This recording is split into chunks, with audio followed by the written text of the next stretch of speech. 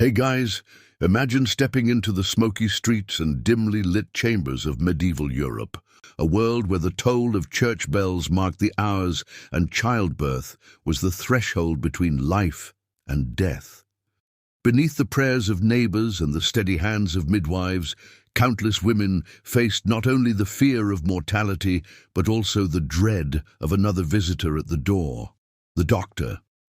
Tonight we'll uncover why so many women, when laboring or ill, whispered that they feared physicians more than death itself. We'll explore how the authority of universities, the rituals of the church, and the practices of medieval medicine turned the doctor's presence into a symbol of intrusion, danger, and humiliation. From the lancets that drained their blood, to the texts that describe them as imperfect men, to the courts that silenced their midwives, you'll see how the promise of healing often carried more terror than comfort. This isn't just a story about medicine. It's a window into the hidden struggles of an age where women's voices were muted, their bodies controlled, and their survival entrusted to those they did not trust. So before you settle in, take a moment to like this video and subscribe, but only if you truly enjoy what I do here.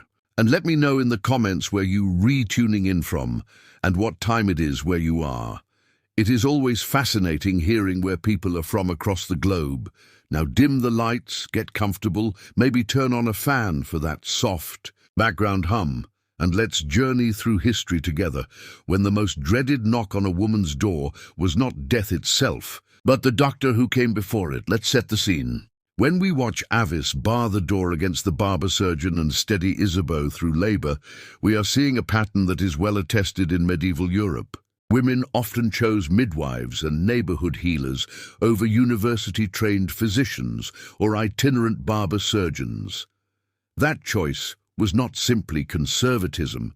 It reflected lived experience about who actually stood by the bed, which remedies worked in the crisis of birth, and how modesty and religious custom shaped what a woman could say and what a man could do. The landscape of care was not a vacuum. It was crowded with competing authorities and governed by statutes, rights, and expectations that could either protect or endanger women. First, there is the basic structure of medieval medicine. By the 13th century, elite physicians were associated with universities and the Latin tradition. They diagnosed through Galenic humoral theory and prescribed diet, purgatives, or phlebotomy, while surgeons and barber surgeons performed manual procedures that ranged from bloodletting to wound care. In practice, a laboring woman was more likely to encounter the latter at her threshold than a learned physician in fur, which helped entrench the belief that male medical intervention meant cutting or bleeding rather than comfort.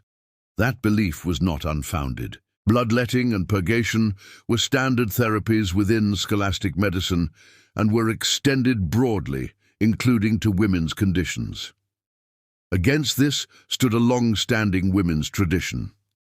Texts on women's health associated with Salerno, later bundled under the title The Trotula, compiled recipes, palpation techniques, and obstetrical advice that circulated widely. Whether copied by men or women, these collections assume a female patient and frequently a female attendant. They privilege oils, fomentations, baths, and paste hands over heroic interventions. The popularity and longevity of this literature indicate that household and midwifery care were trusted and had a coherent rationale of their own, one that many women experienced as safer. Modesty was not a trivial concern. Medieval moral and canon law culture placed high value on female pudicitia, shaping both confession and medical encounter. A woman might not confess frank gynecological symptoms to a male stranger, but she would to a known midwife. Monica Green has documented how, even as male practitioners increasingly claimed authority over female bodies from the late Middle Ages onward, women's access to care depended on spaces where speech felt possible. Historians see in court records and guild rules a tug-of-war over who could lawfully touch and see in the secrets of women. The result was not abstract. If a woman could not speak plainly to the person before her, diagnosis suffered and fear grew. Religion, likewise, cut both ways. The rite of churching, a blessing for women after childbirth, affirmed survival and reintegration into parish life, but it also reinforced ideas about childbirth as ritually dangerous and the puerperal body as a site needing regulation. The ambivalence is visible across sources. Parish practice could comfort, yet norms about purification could be weaponized socially, making some women feel polluted instead of honored. Understanding that ambivalence helps explain why many preferred a circle of women during labor and the lying in, while limiting male entry except when strictly necessary. Within that circle, midwives were not mere neighbors. They formed a semi-professional group in many towns with oaths, fees, and recognized skills. They also held delegated sacramental responsibilities that underscore their social authority. Canon law and pastoral manuals accepted emergency baptism by lay people in danger of death, and communities explicitly expected midwives to perform it for failing newborns. That duty, recorded in ecclesiastical statutes and reiterated in late medieval regulations, meant midwives were trusted with both bodies and souls at the edge of life. It is easy to see why their presence felt protective in moments when death was very near. Set against this intimate authority was the expanding reach of university faculties, especially at Paris. From the 14th century, the faculty asserted rights to police unlicensed practice in the city and its liberties. Pearl Kibre's classic study shows how the faculty pursued charlatans and irregulars, but the category of unlicensed easily swept up women healers who had long-standing neighborhood legitimacy but no Latin degrees. The line between public safety and professional monopoly was contested in real cases, and prosecutions could deprive women of practitioners they trusted. What looked like order from the university could look like loss from the bedstead. The diagnoses themselves mattered. Learned medicine inherited ancient ideas about the female body, among them theories of uterine movement and suffocation of the mother, a cluster of symptoms later folded into what early moderns called hysteria. Remedies could involve aromatic fumigations at the nose and pungent applications at the vulva designed to coax a wandering womb to settle. However we evaluate these procedures today, they could feel bewildering or violating to a suffering patient, especially when imposed by a male stranger.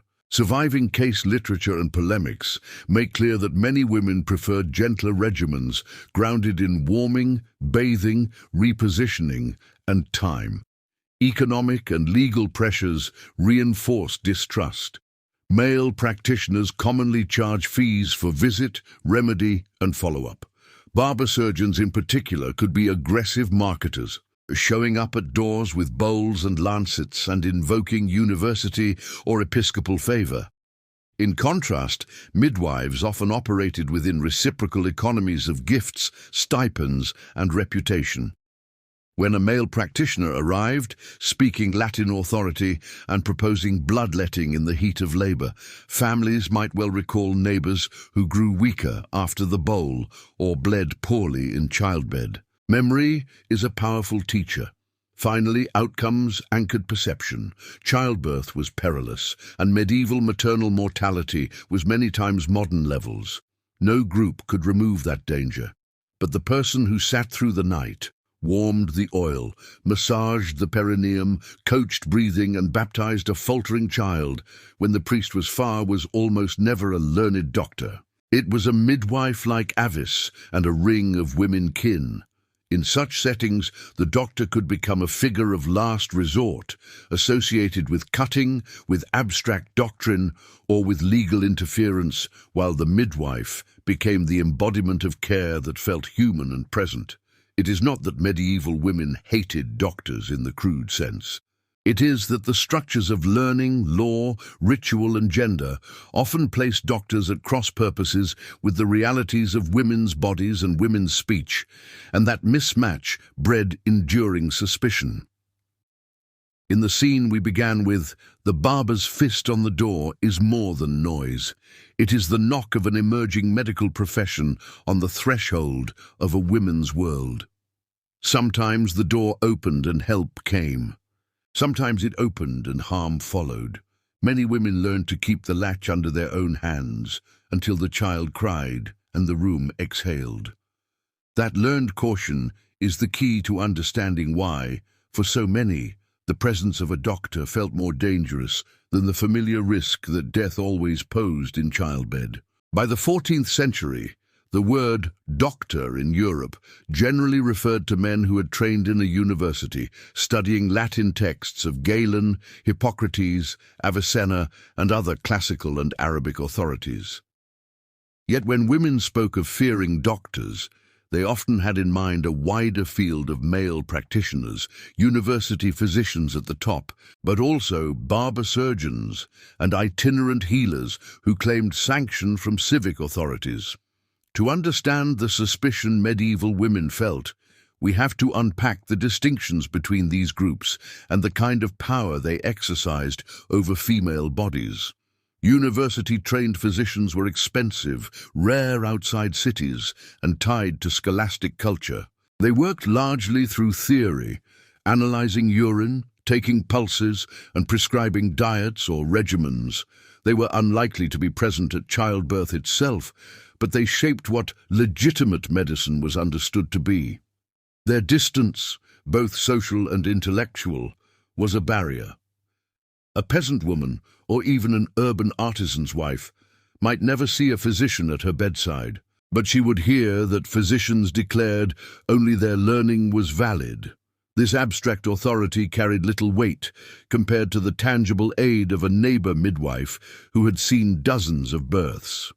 Surgeons, many of whom organized into guilds, handled external injuries, amputations, and wound care.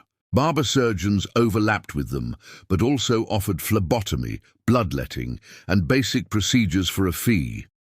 These were the figures most likely to knock on a door during a crisis.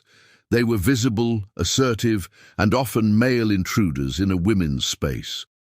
For a woman already in pain or fear, a man arriving with lancets and bowls to balance humors could symbolize intrusion and danger rather than salvation. Bloodletting in particular alarmed many women. While Galenic medicine emphasized it as a way to correct imbalance, maternal bodies had already lost blood through menstruation, pregnancy, or delivery. To bleed a weakened woman could seem not only reckless but murderous. Chroniclers note that some families directly blamed surgeons for worsening the conditions of women in childbed. This practice became one of the clearest markers of distrust between male medicine and female patients. Historians like Monica Green have described a process by which medical knowledge about women was gradually appropriated by male physicians. The Trotula texts of Salerno, widely read across Europe, originally reflected practical gynecological and obstetrical knowledge, some of which likely derived from women practitioners. But as these texts were recopied and glossed, they were absorbed into the male-dominated university curriculum. By the late Middle Ages, medicine about women was increasingly written for men to use on women. That shift turned women's bodies into objects of study and control, even as women themselves were being excluded from the formal medical profession. This appropriation helped fuel distrust. If the remedies in books were ones women already used, herbs, poultices, fumigations, why should a man suddenly claim exclusive right to them? And if he attempted to impose theoretical remedies that felt alien or harmful, why trust him at all? The movement of knowledge from the hands of midwives into the hands of clerics and professors did not feel like progress to those whose lives were at stake. Another crucial factor was the difficulty of communication. Canon law and cultural expectations of female modesty often prevented frank conversations about sexual or gynecological problems with men. Medical casebooks record this obliquely. Male doctors sometimes complained that women patients would not speak plainly. In contrast, women were far more willing to describe symptoms to midwives or experienced neighbors. Silence bred fear, and fear bred avoidance. Many women judged that it was safer not to call a doctor than to risk embarrassment, misunderstanding, or even moral suspicion. For medieval women, therefore, fear of doctors was not a superstitious rejection of science, but a rational response to lived experience. Doctors were expensive, socially distant, and legally empowered to override local customs. Surgeons were associated with invasive cutting or bleeding. Both groups could not be spoken to freely, and both claimed authority over a body that was culturally understood as mysterious, dangerous, and morally fraught. In contrast, midwives and other women healers offered constancy, familiarity, and rituals that bridged the physical and the spiritual, such as the emergency baptism of newborns. In a society where maternal mortality hovered between 1–2% per live birth and infant mortality was staggeringly high, women turned toward those they trusted most. The fear of doctors, then, was less about hatred and more about survival logic. To understand the depth of medieval women's suspicion toward doctors, we must turn from broad structures to specific incidents where the clash between male medical authority and women's lived experience was recorded. These cases, preserved in legal documents, medical treatises, and chronicles, show that the tension was not abstract. It shaped lives, reputations, and sometimes the survival of women in childbirth. In 14th and 15th century Paris, the medical faculty became notorious for its aggressive policing of what it called charlatans and unlicensed practitioners. Yet among those named in their condemnations were not only quacks selling miracle cures, but also respected female midwives and healers who had long cared for women in their neighborhoods. Pearl Kibre's study of the faculty's records shows how the doctors insisted that no one without a university degree should be allowed to treat internal ailments. For women, this was devastating, because it meant that only men trained in Latin and humoral theory could legally attend to gynecological problems.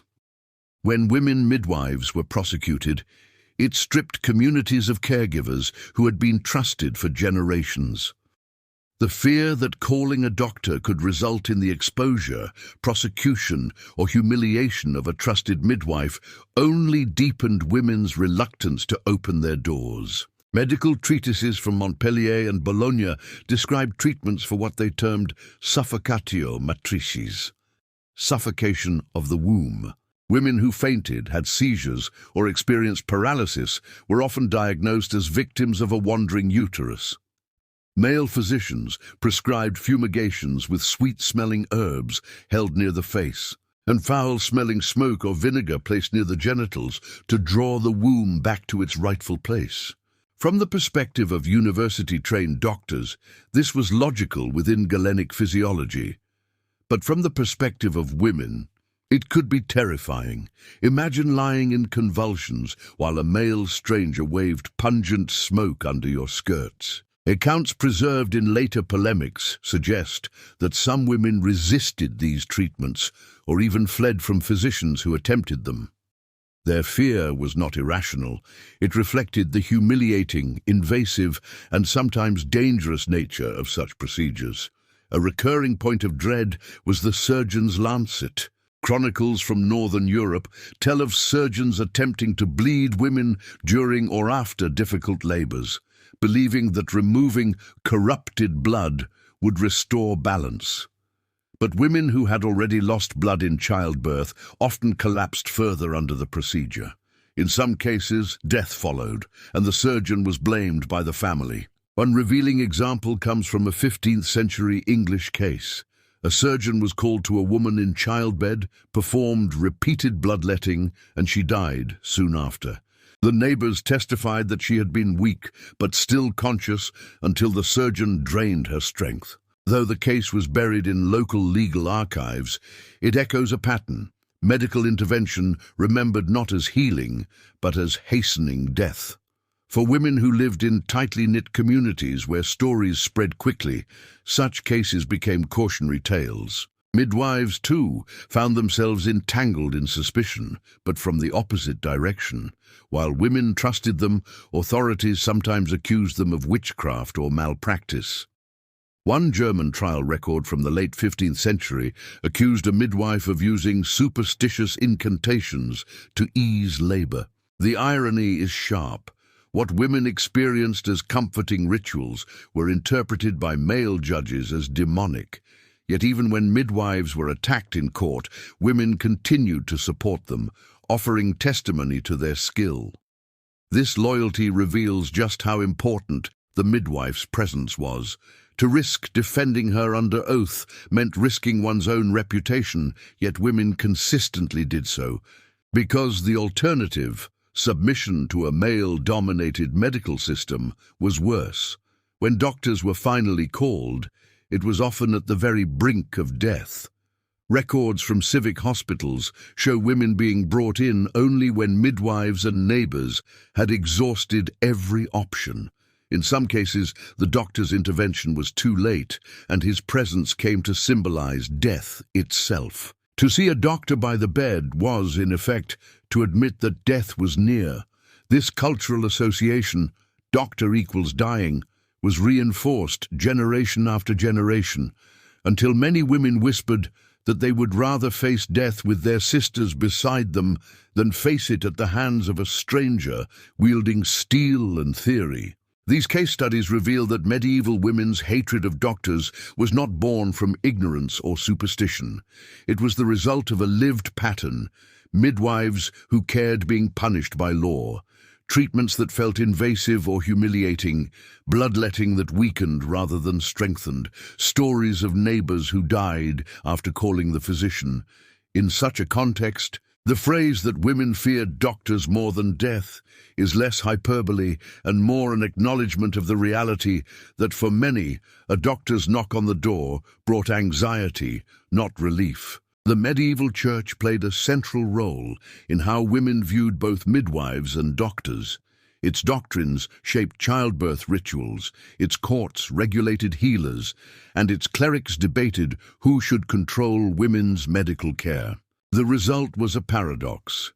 The church empowered midwives with sacramental responsibilities, but it also restricted and condemned them when their authority seemed to threaten male control. This ambivalence only sharpened women's suspicion of doctors, who often carried clerical or university approval. One of the most familiar ways the church intersected with childbirth was the rite of purification, known as churching. After giving birth, a woman would undergo a blessing before re-entering full participation in the liturgical community. For many, this rite was a moment of thanksgiving and reintegration.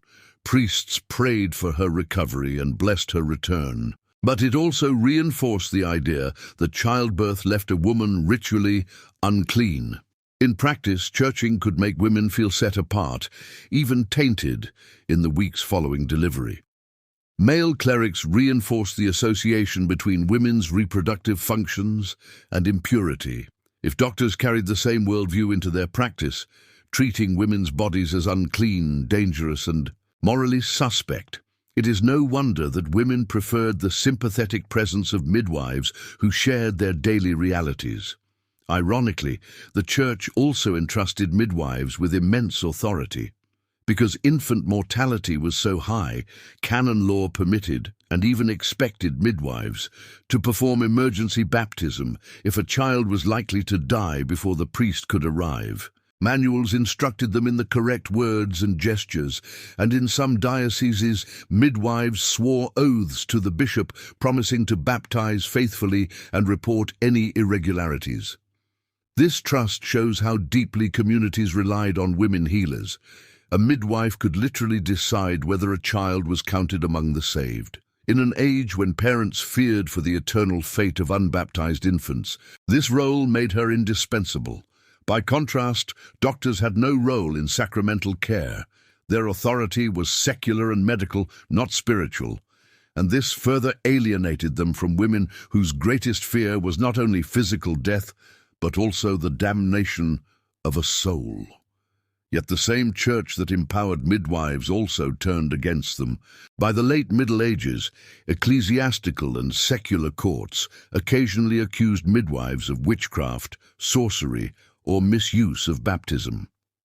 Some records describe suspicions that midwives substituted incantations for prayers, or that they performed rituals to ease labor that seemed too effective to be natural. These charges were often linked to growing anxiety about female spiritual authority. Theologians such as Heinrich Kramer, author of the Malleus Maleficarum, 1487, warned that women's knowledge of herbs and childbirth made them especially susceptible to diabolic influence. This shift was not universal. The majority of midwives were respected, but the climate of suspicion meant that women were aware their trusted caregivers could be targeted, and behind such accusations often stood male physicians and clerics eager to consolidate their authority. The Church also governed women's speech.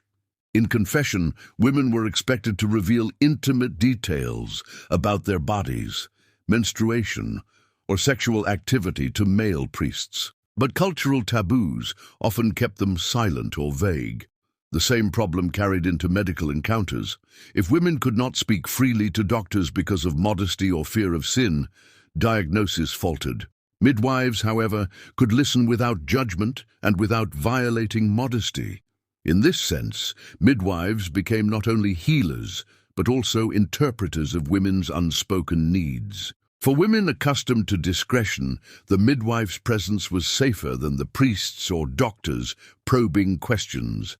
Adding to the tension, many university faculties of medicine operated under ecclesiastical charters.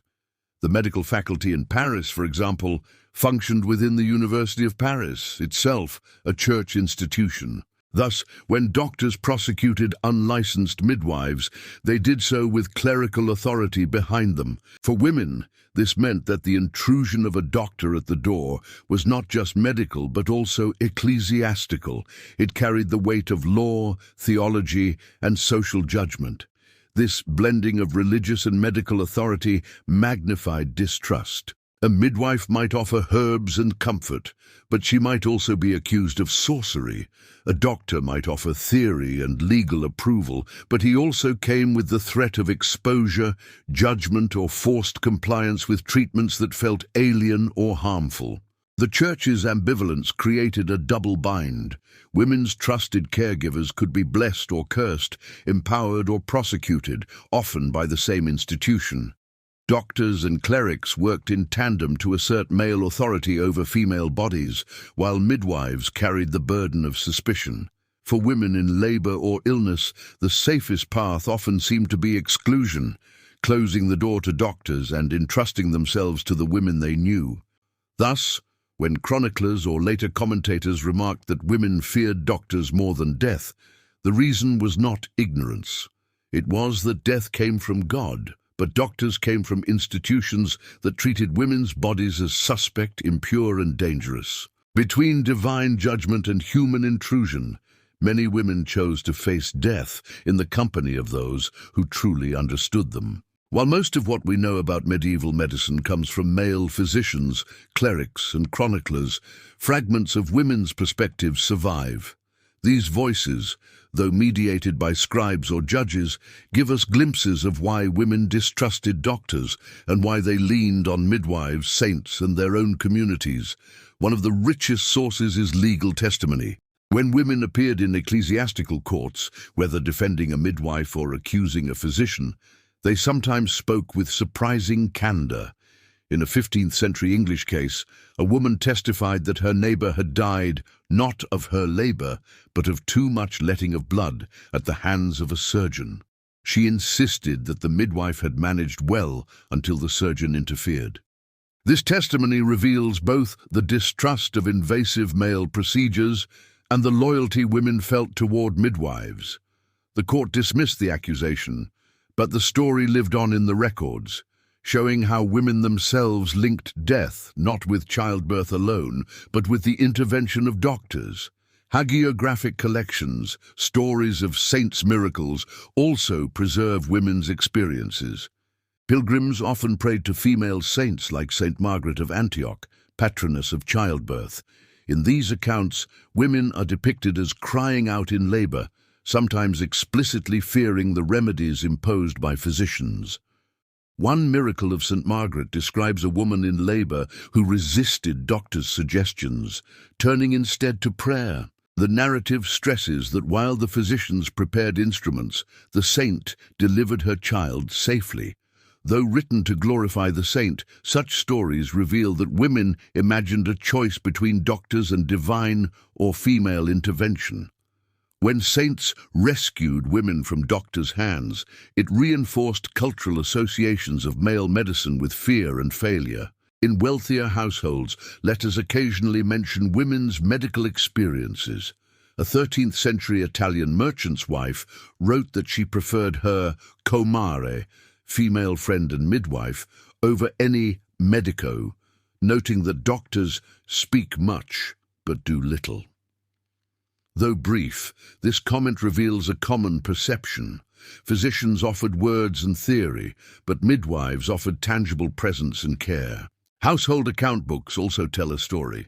In some towns, records show regular small payments to midwives, herbalists, and wet nurses, but only rare, expensive fees to university doctors. This imbalance reflects both cost and trust.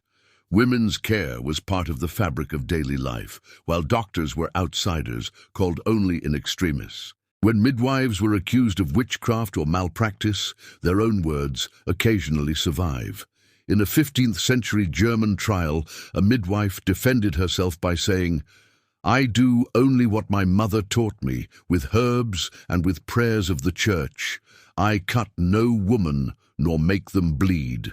Her testimony reveals both continuity of tradition and a clear contrast to doctors' invasive methods. By aligning herself with maternal knowledge and orthodox prayer, she defined her practice against the feared tools of male surgeons. What emerges from these voices is a consistent pattern. Women associated midwives with continuity, modesty, and community, while doctors represented intrusion, expense, and risk. To prefer death over a doctor was not hyperbole, but a cultural logic. Death was inevitable and part of God's will. Doctors could humiliate, harm, or condemn. Women calculated their choices with pragmatism. Better to die among sisters and kin than to live or die under the hand of a man who neither understood nor respected them. It is also important to note what is missing. The poorest women left no letters and rarely appear in court. Their voices survive only indirectly through miracle stories or hostile accounts. But what little emerges suggests the same dynamic. Midwives were ever present, doctors were distant, and the space between them was filled with fear. By listening closely to women's own words, even when mediated through hostile scribes, we find confirmation that their fears were grounded in experience. They distrusted doctors not because they were ignorant of medicine, but because they knew its costs, its risks, and its intrusions. The phrase, "women hated doctors more than death," resonates more clearly when we hear their testimonies. Women who blamed doctors for bleeding their neighbors to death. Women who called on saints to save them from surgeons. Women who openly preferred the care of midwives. Their voices reveal that this distrust was not abstract theory. It was daily life. The roots of women's suspicion toward doctors can be read directly in the medical texts that shaped physicians' practice. These works reveal not only the treatments men prescribed, but also the assumptions they carried about women's bodies. For women, these assumptions often translated into alienation, discomfort, or outright harm.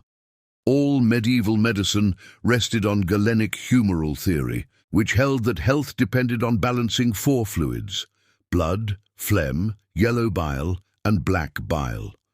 Men were considered naturally hot and dry, while women were cold and moist.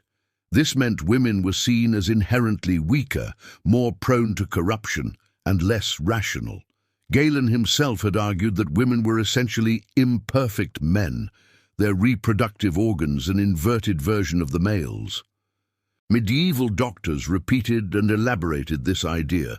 In practice, this theory justified treatments that emphasized purging, bleeding, and correcting the female body. To women, this meant doctors often approached them not as whole persons, but as defective men in need of fixing. One of the most widely circulated sets of texts on women's health was the Trotula, compiled in Salerno in the 12th century. It included 3 works, one on women's cosmetics, one on gynecological diseases, and one on childbirth. Though much of its content reflected practical remedies, herbs, baths, ointments, by the 13th century it was copied into Latin manuscripts and integrated into male medical education. By then, the voice of the text had shifted. Instead of being a manual for women to heal women, it became a book for male physicians to use on female patients. This subtle shift in audience turned a once familiar body of knowledge into a tool of male authority. Doctors trained on the Trotula often approached women with borrowed remedies, but without the intimacy or cultural sensitivity that made those remedies effective in the first place. Some medieval physicians kept consilia, casebooks, in which they recorded patients, symptoms, and treatments. These writings are striking for what they omit: the voices of women themselves. For example, the 14th century Italian physician Gentile da Foligno documented cases of suffocation of the womb, recommending fumigations, bleeding, and regulation of diet. The woman's own account of her suffering is absent, replaced by the physician's theorizing. This silence is symptomatic of a larger problem.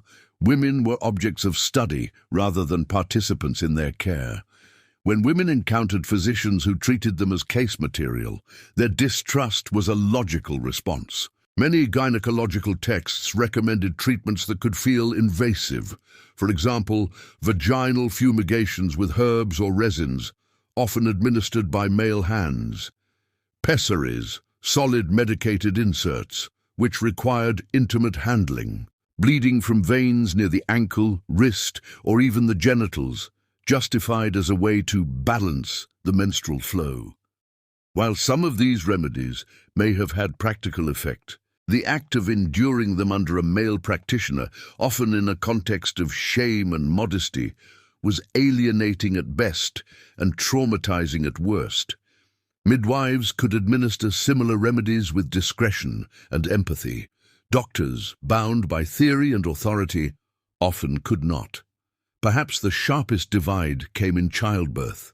Male-authored obstetrical treatises describe childbirth in abstract terms, often focusing on what to do when the child is stuck.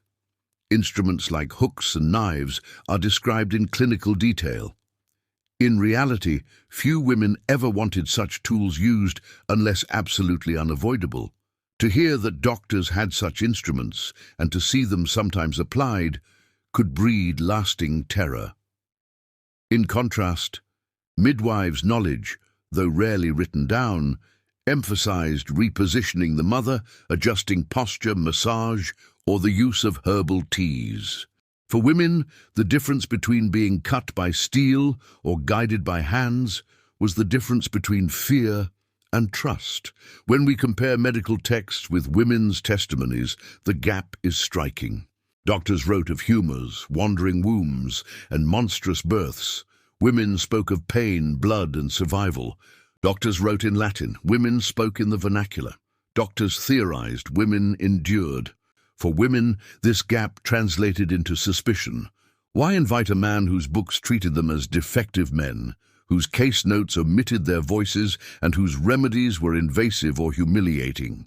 Better to rely on the midwife whose hands were steady, whose words were familiar, and whose presence was compassionate. While most women gave birth at home surrounded by kin and midwives, civic hospitals and charitable institutions were another place where they might encounter doctors. Hospitals in the Middle Ages were not like modern clinics. They were primarily religious foundations intended for the poor, travelers, and the dying. For women, to enter a hospital was often a sign of desperation, and the experience could deepen distrust of medical men. The majority of medieval hospitals were staffed not by physicians, but by religious orders, monks, nuns, or brothers of charity. Their care emphasized prayer, food, and cleanliness, not surgical intervention. Yet larger urban hospitals increasingly employed physicians, often tied to universities. In places like Paris or Florence, these doctors brought scholastic theory and regulation into spaces that had once been more about charity than cure. For women patients, this shift meant exposure to a new hierarchy: clerical administrators, male physicians, and barber surgeons, who now stood above the nuns and lay women that once provided care. The result was a displacement of the very figures women trusted most. Hospitals were also highly gendered spaces. Men and women were often separated, and modesty codes required male physicians to minimize physical contact with female patients. Yet paradoxically, these same codes sometimes meant that women's conditions were poorly treated because doctors refused to examine them directly, instead relying on descriptions from attendants. In other cases, invasive examinations were justified under the authority of medicine, overriding a woman's reluctance. This double bind, neglect on one side, intrusion on the other, fed suspicion. A hospital could feel less like a place of healing and more like a place where women lost control of their own bodies. Records from Parisian hospitals in the late Middle Ages reveal repeated conflicts between physicians and women patients. Complaints arose that doctors insisted on bleeding women who were already weak, or that they forced regimens of fasting and purgatives unsuitable for mothers recovering from childbirth. In Florence, civic hospital statutes required physicians to visit patients regularly, but their notes often describe women's illnesses in abstract Latin terms, stripped of the patient's own voice. The alienation of being a case in an institutional record reinforced the idea that doctors did not truly listen. Perhaps the most powerful reason women feared doctors in hospitals was the association of those spaces with death. For the poor, the hospital was often the place one went to die, not to be cured. Mortality rates were high, especially among women who entered with complications of childbirth or fever. Doctors, present at the end, became linked in memory with funerals and last rites. As historian Catherine Park has noted, the hospital also became a site where physicians conducted anatomical dissections from the late Middle Ages onward. While these dissections advanced knowledge, they reinforced the association of doctors with cutting into the body, with death, and with the exposure of female flesh to male gaze. For women who valued modesty and privacy, the idea of their bodies being opened or displayed intensified their fear. The presence of nuns in many hospitals offered some comfort, since they combined spiritual and practical care. Yet, as medical faculties expanded their authority, even nuns were subordinated to physicians. In some cases, nuns were ordered to obey the prescriptions of male doctors even when they doubted their effectiveness. Women patients could sense this shift. The nurses they trusted were no longer free to act on their judgment, but were bound by the authority of men who spoke Latin and carried seals of the university. For women, hospitals embodied the growing intrusion of male medicine into spaces once defined by female and communal care. They were places where doctors bled or purged at the worst possible times. Modesty was compromised or ignored. Female attendants lost authority. Death seemed inevitable. This explains why women often resisted being taken to hospitals until the last possible moment. To enter those walls was to accept both loss of agency and the looming presence of doctors. Many judged it better to risk death at home, surrounded by familiar midwives and kin, than to place themselves in the hands of men whose tools and authority felt like instruments of fear. While court records and hospital statutes show the formal side of medicine, we also glimpse how ordinary people perceive doctors through literature, satire, and popular tales. These cultural sources reveal that skepticism toward physicians was widespread and often aligned with women's particular anxieties. Medieval literature often mocked doctors as greedy, pompous, or ineffective. In Geoffrey Chaucer's Canterbury Tales, late 14th century, the physician is described as well-versed in ancient authorities and astrology, but also motivated by profit. Gold in physic is a cordial, therefore he loved gold in special. Chaucer's audience, including women, would have understood this portrait as a critique of physicians who cared more for fees than patients. The satire resonated because it matched lived experience. Doctors charged high sums, while midwives worked within gift economies. A woman in labor might see her midwife rewarded with bread, eggs, or a shawl, but a doctor demanded coin, and often with disappointing results.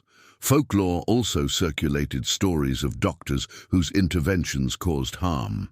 In some French fabliaux, comic tales, the physician is portrayed as a bumbling intruder who worsens illness with his bloodletting or complicated regimens.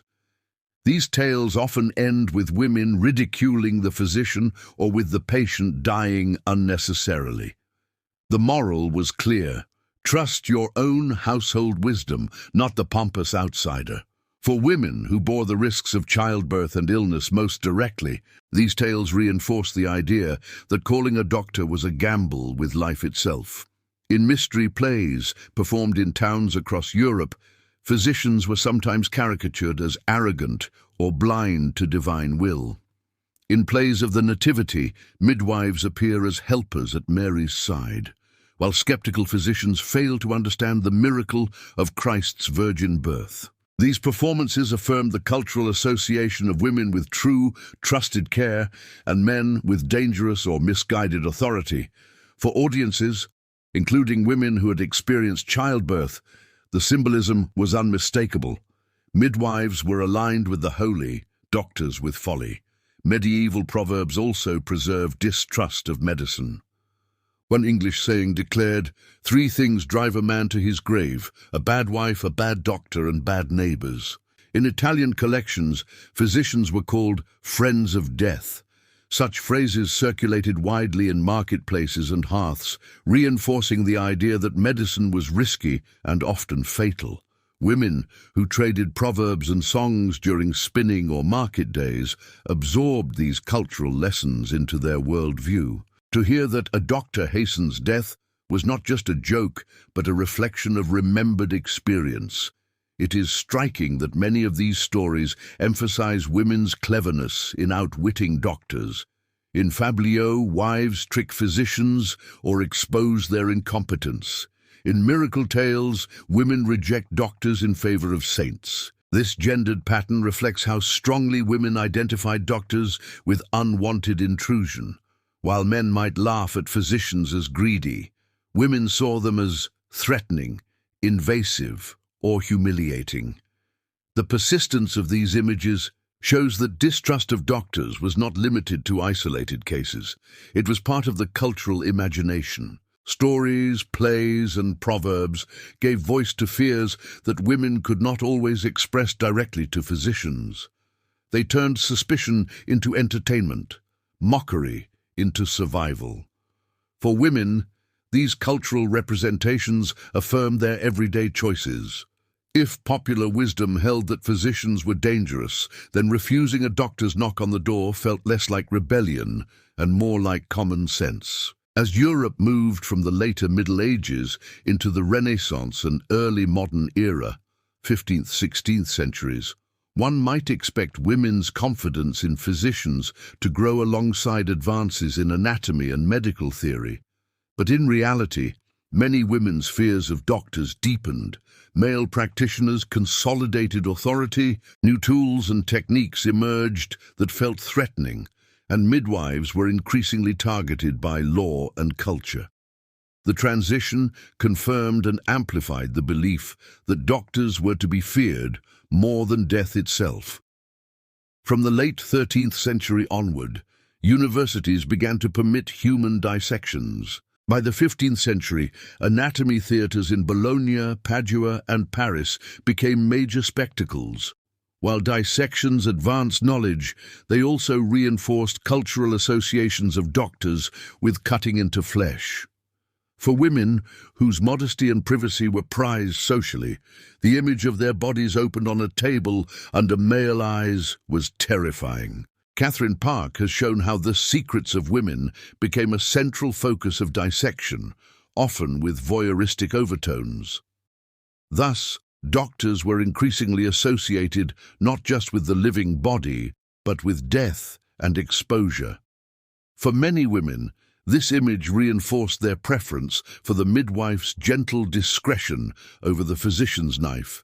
The early modern period saw the gradual introduction of obstetrical instruments, such as forceps, into elite medical practice. While forceps would later save many lives, their early use was secretive and often experimental. Families whispered of doctors who used metal tools to extract infants, sometimes injuring or killing both mother and child. Because these instruments were controlled by male physicians, not midwives, their arrival reinforced fears of intrusion and violence. The midwife's art emphasized patience, repositioning, and natural delivery. The doctor's tools, by contrast, seemed to turn childbirth into a battlefield. Stories of disastrous outcomes spread quickly, cementing the idea that calling a doctor was a last resort, and often a fatal one. The 15th and 16th centuries also marked the rise of witch hunting, and midwives were frequent targets. Manuals like Heinrich Kramer's Malleus Maleficarum, 1487, warned that midwives were especially dangerous because they had intimate knowledge of women's bodies and childbirth. Accusations claimed they murdered infants, used charms, or trafficked with demons. While many midwives were not accused, the climate of suspicion weakened their position and strengthened the hand of university-trained physicians. Women who once trusted midwives now faced the reality that these very women could be dragged before inquisitors. Yet the irony remained. Women continued to prefer their midwives despite the risks, because the alternative, the cold hand of the physician, was even more frightening. At the same time, physicians worked to establish professional monopolies through guilds, licenses, and civic statutes. In cities like Paris, Florence, and London, laws restricted who could practice medicine legally. Female healers, who had long provided herbal remedies, charms, and obstetrical aid, were increasingly excluded. When women called on a neighbor for help, they risked being accused of using an unlicensed practitioner. This new legal environment created a cruel dilemma: obey the law and trust the physician you feared, or defy the law and trust the midwife you loved. Many women chose the latter, but the climate of surveillance only heightened the tension between official medicine and women's lived choices. Accounts from the 16th century echo the medieval themes. Women begged not to be bled after childbirth, resisted invasive examinations, and expressed fear when surgeons appeared. In some regions, folk proverbs became sharper. A German saying ran, "Better a neighbor's herb than a doctor's steel." In Italy, women warned each other that the physician comes only when death is near. These sayings show that distrust was not fading. It was being reinforced by each new intrusion of male authority. The late medieval and early modern changes, dissection, instruments, witch hunts, and monopolies, did not reassure women. They heightened suspicion. The very advances that modern historians celebrate as progress were experienced by many women as threats to their dignity, their safety, and their community of care. Thus, when we speak of medieval women fearing doctors more than death, we should recognize that this was not a passing phase. It was the foundation of a distrust that endured into the Renaissance, shaping attitudes toward medicine for centuries. By the end of the Middle Ages and into the Renaissance, a clear pattern had emerged. Women's fear of doctors was not superstition nor ignorance of science. It was a rational response to centuries of lived experience. For medieval women, death was an inevitable companion in childbirth and illness, but doctors embodied something more unpredictable: intrusion, humiliation, and harm. At the heart of women's lives stood the midwife, the herbalist, the Kumar, female companion, and the networks of kin who shared childbirth and sickness. These figures provided continuity, familiarity, and compassion. They spoke the same language, lived in the same neighborhood, and often carried the same fears. They did not arrive with seals of authority, but with hands that knew how to warm oil, reposition a child, or whisper a prayer. These women also bridged the spiritual and physical. They baptized infants in danger, blessed mothers with salt and water, and knew the rituals that bound bodies to souls. In an age when salvation was the deepest concern, such roles gave them unmatched trust. Doctors and surgeons, by contrast, came from outside this world. They were trained in Latin, authorized by universities, and protected by civic or ecclesiastical law. They carried lancets, bowls, and texts filled with abstract theories. They charged high fees and claimed exclusive knowledge. Their treatments, bloodletting, purgatives, fumigations, invasive examinations, often felt not only alien but dangerous. The social and gender gap made matters worse. Women could not speak freely about their bodies to male strangers. Physicians often viewed women as defective men, inherently colder, wetter, and weaker. Casebooks silenced their voices. Hospitals exposed them to hierarchy and loss of agency. New tools like forceps or dissections only reinforced the association of medicine with cutting, intrusion, and death. Women's distrust of doctors was reinforced through culture. Proverbs mocked physicians as friends of death. Fabliaux and plays ridiculed their incompetence. Miracle tales told of saints saving women from doctors' knives. These cultural echoes were not trivial. They gave voice to what women themselves knew but could not always say. They turned fear into common wisdom and suspicion into survival strategy. The phrase that medieval women hated doctors more than death makes sense only when we recognize what death meant. Death was terrifying, but it was also familiar, part of the rhythm of childbirth, famine, and plague. It was God's will, something faced in the company of family, community, and faith. Doctors, however, represented uncertainty and loss of control. They could bleed a woman into weakness, humiliate her modesty, or strip her trusted midwife of authority. They came with laws that condemned and instruments that cut. In this calculus, death was a certainty to be met with dignity. Doctors were an intrusion to be feared. This distrust did not end with the Middle Ages. Into the early modern period, midwives continued to be marginalized, sometimes branded as witches. Physicians tightened their monopolies, forcing women into their hands while denying them a voice. The fear of doctors echoed into later centuries, shaping how women navigated medical authority. Even today, echoes remain in debates about reproductive health, bodily autonomy, and the authority of medical institutions over women's voices. To understand medieval women's fear of doctors is to glimpse the intersection of gender, medicine, and power. It reminds us that progress in medicine is not always experienced as progress by patients.